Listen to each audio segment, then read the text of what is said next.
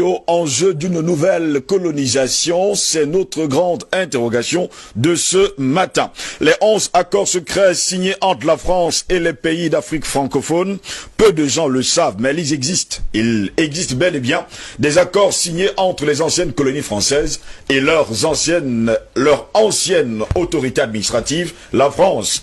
Ces accords concernent de nombreux domaines tels que le militaire, le politique, mais surtout des accords économiques. La première, il faut le préciser, le premier pour moi, la dette coloniale pour remboursement des bénéfices de la colonisation. Ça, c'est en un. Enfin, bien sûr, les États nouvellement indépendants doivent rembourser le coût des infrastructures construites par la France pendant la colonisation. Voici le premier accord. Deuxième accord, la confiscation automatique des réserves financières nationales.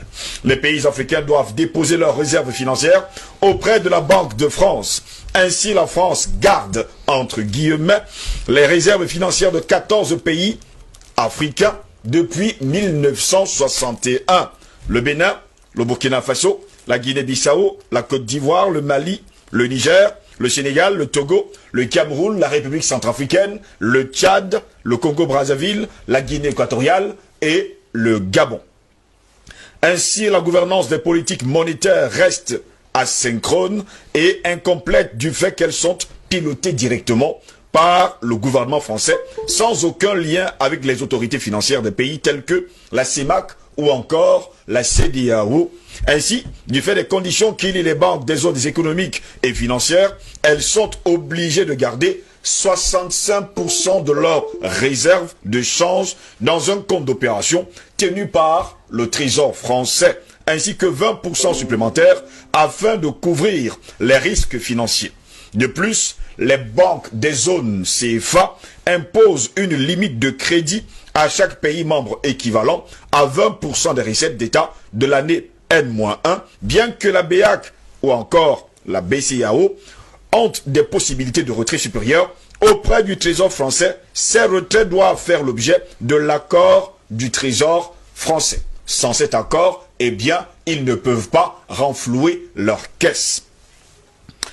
Messieurs, la décision finale revient donc au Trésor français qui a lui-même investi les réserves des pays africains sur la place boursière parisienne. En d'autres mots, 80% des réserves financières africaines sont déposées sur un compte d'opération contrôlé par l'administration française. Les deux banques de la zone CFA sont africaines de par leur nom, mais ne décident aucune des politiques monétaires par elles-mêmes. Pire encore, les pays eux-mêmes ne savent même pas quelle est la part de réserves financières qui leur appartient en groupe ou individuellement en tant que pays, mais détenus par l'administration du Trésor français. Les gains issus des investissements de ces fonds du Trésor français sont censés être rajoutés à la cagnotte africaine, mais aucun compte n'est donné là-dessus aux banques, ni même aux pays membres.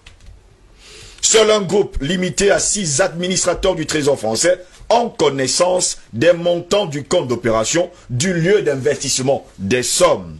Les banques centrales africaines n'ont pas accès à ces informations, déclarait d'ailleurs il y a plusieurs années le docteur Gary K. Bush.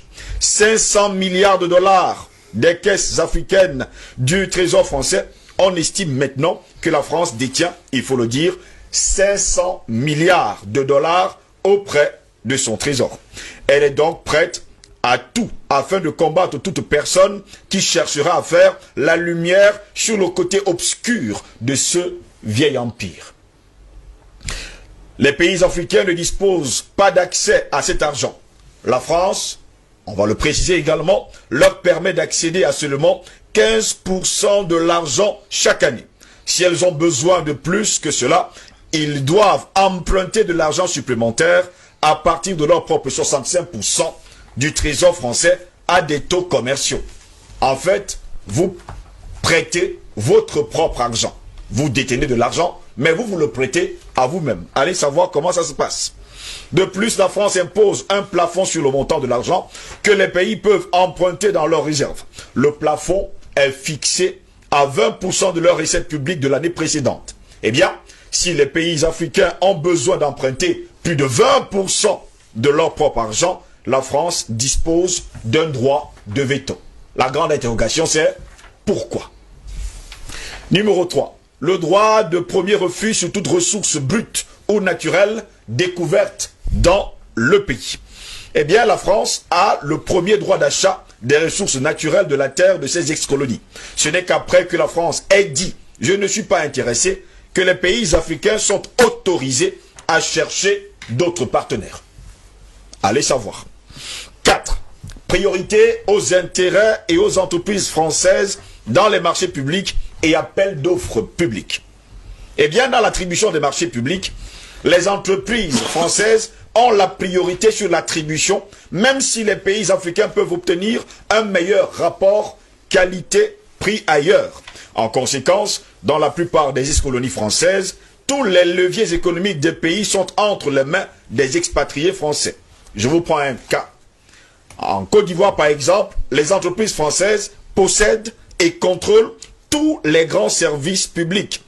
Eau, électricité, téléphonie mobile, transport, port et les grandes banques. C'est la même chose dans le commerce, la construction et l'agriculture.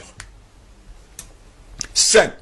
Droit exclusif de fournir des équipements militaires et de former des officiers militaires des colonies. Eh bien, grâce à un système sophistiqué de bourses, de subventions et des accords de défense attachés au pacte colonial, les Africains doivent envoyer leurs officiers supérieurs en formation, vous avez bien compris, en France. Si je continue, ça va être encore plus compliqué que ça. Messieurs, en 6, le droit pour la France de déployer les troupes et d'intervenir militairement dans le pays pour défendre ses intérêts. Pas les intérêts du pays en somme, mais ses propres intérêts. On parle bien sûr des intérêts de la France. En vertu de ce qu'on appelle les accords de défense entre guillemets, attachés au pacte colonial, la France a le droit d'intervenir militairement dans les pays africains et aussi de stationner des troupes en permanence dans les bases et installations militaires entièrement gérées par les Français.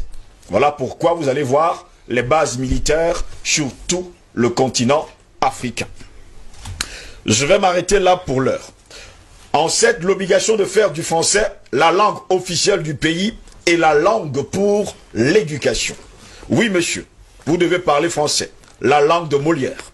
Une organisation de la langue française et de la diffusion de la culture française a même été créée pendant la colonisation. Elle s'appelle la francophonie et possède plusieurs organisations satellites. Eh bien, ces organisations sont affiliées et contrôlées par le ministre français des Affaires étrangères. On parle encore là de diplomatie. Est-ce cela en tout cas la diplomatie? 8. L'obligation d'utiliser le franc CFA, franc des colonies françaises d'Afrique. On en parle d'ailleurs sur ce plateau à bouche que vêtue.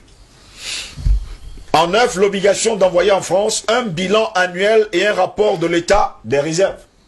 Je me pose souvent la question de savoir pourquoi. Je vais passer, pour ne pas tellement perdre du temps. En 10, pour terminer, renoncer à toute alliance militaire avec d'autres pays, sauf autorisation de la France. J'explique. Pourquoi les alliances militaires régionales en Afrique sont les plus faibles? C'est la grande interrogation. Eh bien, la plupart des pays ont seulement des alliances militaires avec leurs ex-colonisateurs. Je parle bien sûr de la France. Drôle, mais vous ne pouvez pas faire mieux. La France leur interdit toute autre alliance militaire.